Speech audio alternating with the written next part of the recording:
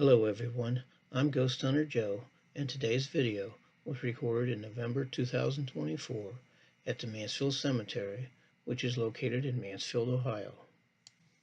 This is me at my friend Tommy's grave. Tommy was a correction officer who was murdered in June of 1992 by an inmate at the Mansfield Correctional Institution. The inmate was only convicted of assault, which I'll discuss in more detail later. I was joined by my godson Thomas, pictured here at Tommy's grave.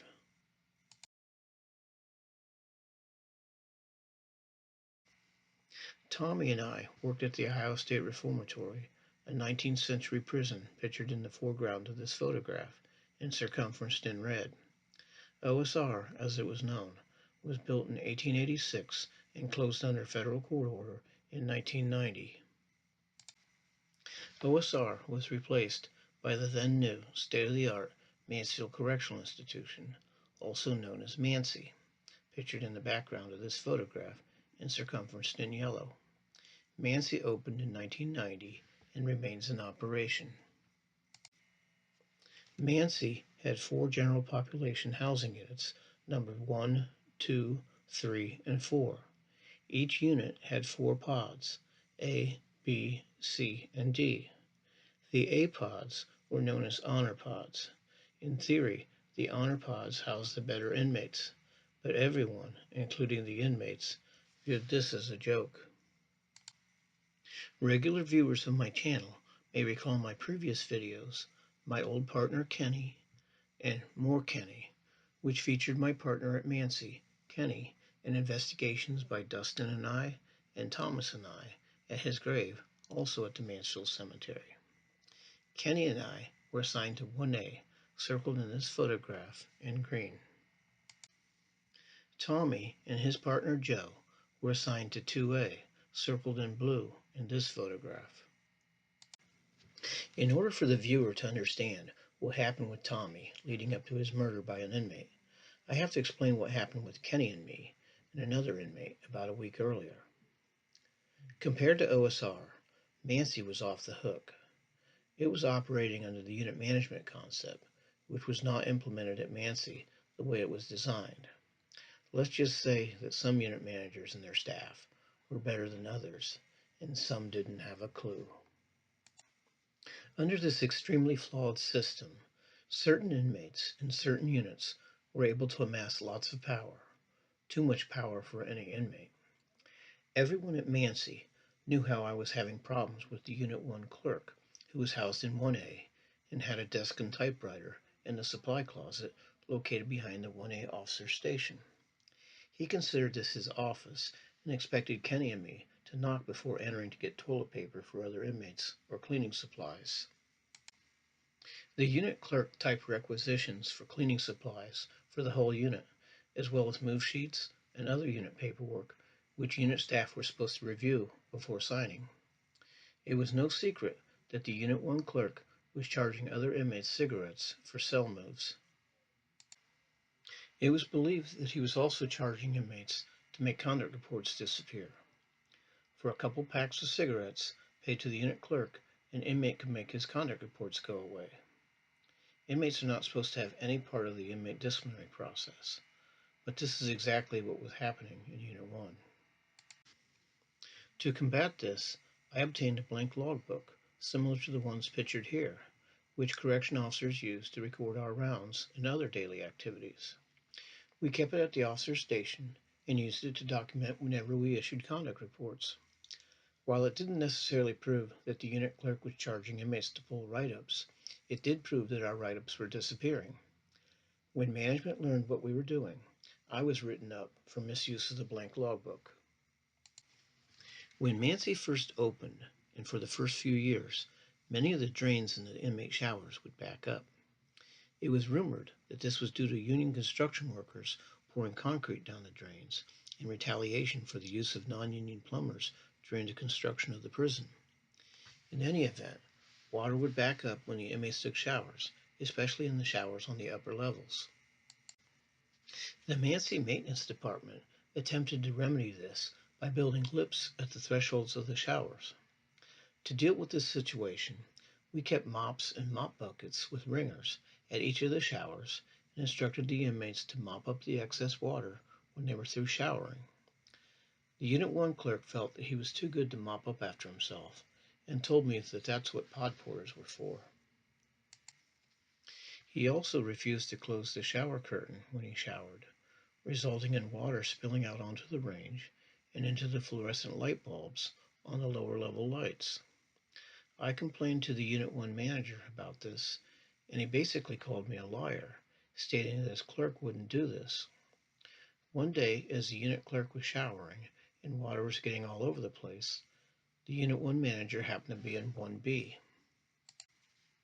Kenny called 1B and asked for the unit manager to come over to 1A right away. Upon his arrival and asking what we needed, I told him that we wanted him to see what his inmate was doing and pointed to the upstairs shower with water running all over. The unit manager and I reported to the upstairs shower and spoke with the unit clerk. The inmate had the audacity to tell the unit manager right in front of me, "I thought you were going to get rid of Clark." To which the unit manager responded, "I'm working on it, but it's not easy because he's in the union." I couldn't believe that the unit manager was having this conversation with a naked inmate right in front of me. But even more unbelievable was the fact that the unit manager was staring at the inmate's penis the entire time. And this seemed to explain an earlier incident involving the unit manager and the unit clerk. It was count time, and 1A's count wasn't clearing. Kenny counted several times, I counted several times, and we had the Zone 1 Foot Patrol officer come over and count. The three of us repeatedly came up with the same number, but the count office kept telling us to recount because our count was wrong. We knew that our count was correct.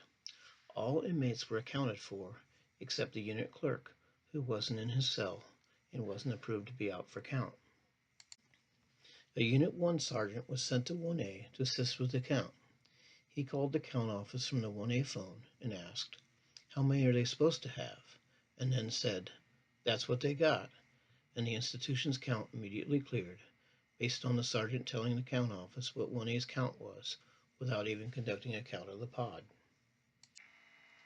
Kenny was old school, and he didn't like this one bit. Later that day, when the unit clerk came strolling back to the pod, Kenny asked him where he had been during count time, and the inmate smirked and said, "I was with the unit manager. Why don't you call him?" Meanwhile, Nancy had recently got a new warden who made it a point to tell everyone that he had an open door policy and welcomed us to come to him with any issues we were having. I took this opportunity to make an appointment with the warden, and when I met with him, I told him about the situation in Unit 1 involving the unit clerk. The warden asked me if I had discussed the situation with the unit manager, and I told him how the unit manager facilitated the unit clerk's behavior, and then I told him about the shower situation and how the unit manager just stared at the inmate's penis and couldn't even tell the inmate to mop up after himself. The warden assured me that he would look into it. A few days later, the Unit 1 clerk called me into his so-called office and told me he needed to speak with me. He then proceeded to tell me, word for word, what I had told the warden about the unit manager staring at his penis, and that what he does with the unit manager was none of my business, and if I ever interfered with his business again, he would kill me. I didn't take him seriously, but I realized that going to the warden had been useless. Another issue we had with the Unit 1 clerk involved the 1A officers' chairs. When ManCI first opened, each pod was equipped with two cushioned chairs similar to the one here. These chairs were for the officers' use only. But the Unit 1 clerk felt that due to his special relationship with the Unit 1 manager, that he deserved one of the chairs and kept taking and putting it in the supply closet, which he considered his office. Kenny and I continually took the chair from this inmate, issuing him direct orders to not touch it. We wrote the inmate up several times, but the write-ups weren't going anywhere. We complained to the unit sergeants, the case managers, and the unit manager to no avail. It was a constant battle with the unit clerk over the officer chairs. Until one day when the Unit 1 manager happened to be off, and the major, coincidentally, was making rounds in Unit 1. Kenny complained to the major about the inmate taking the officer's chair, and the major said, "The cushion chairs are for the officer's use only." At this point, Kenny told the major how the inmate had one of the chairs now. The major immediately took the chair away from the inmate and told him in no uncertain terms that he was not to touch the chair ever again. The major then told Kenny and me that it was simply a matter of putting more bass in our voices. As the major headed towards Pod 1B, inmates in the TV room stopped him to talk. Thinking that the major had already gone into 1B, the unit clerk went over to the officer's station and took one of the officer chairs. Seeing this, I went to the TV room and loudly stated, "Hey Major, looks like you need to put some more bass in your voice." To which the major responded, "What are you talking about?" When I informed the major that the clerk had once again taken one of the cushioned chairs after he had specifically told him not to, the major became livid. He handcuffed the inmate, who went straight to jail. He didn't pass go, and he didn't collect $200. And he didn't pack up his property from his cell, which was the usual procedure. I did. And since it was relatively early in the morning, most of the inmates had been sleeping, so they didn't know what had transpired with the major. They just saw me packing up the unit clerk's property and assumed that I had got him sent to the hole. I let them think this, using it to my advantage.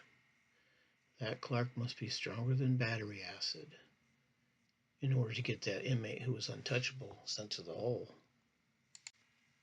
It doesn't take long for news to get around in a prison, and soon everyone was talking about how I got the Unit 1 clerk sent to the hole and calling 1A to congratulate me. Even Tommy called to congratulate me.